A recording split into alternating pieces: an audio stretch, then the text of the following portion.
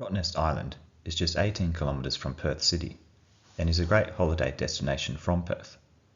While at Rottnest, there are a number of interesting activities to take part in, whether that be swimming or snorkeling at its many beaches, cycling across the island, or checking out shipwrecks and other history to do with the island. I recently went for a camping trip to Rottnest with my mate Ben. Camping on Rottnest in winter was something that I had been told was not the best idea, which proved to have some truth to it. The ferry trip over was very rough, and I later learnt that multiple ferry trips had been cancelled on the day we went over.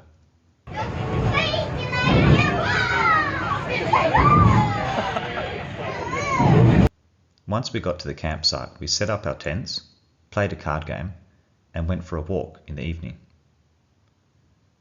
That night there was a severe weather warning due to 60+ km/h winds, rain, and lightning, and we were in tents.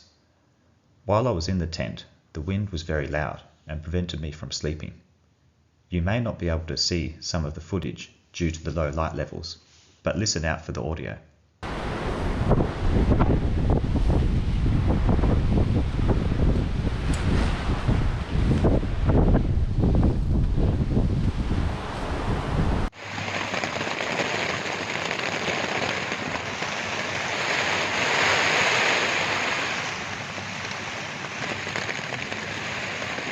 The next morning we hired some bikes and went for a good 10-kilometre cycle, seeing the barracks, lighthouse and general scenery of the island.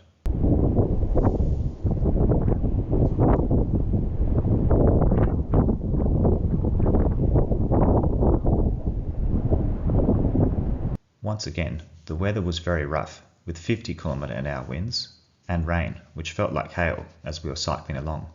The following video doesn't do this justice.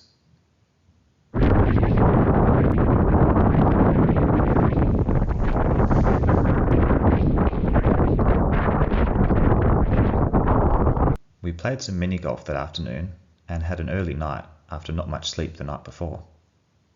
We saw many quokkas throughout the trip.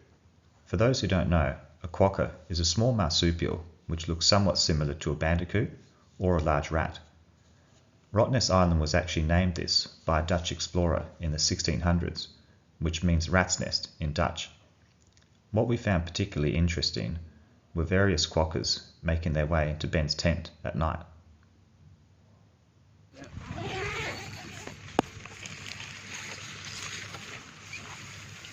Where is he? Oh, under there. Yeah. The next day we had a quick swim at the basin, but I couldn't see many fish in the water at that time, potentially as it was too choppy.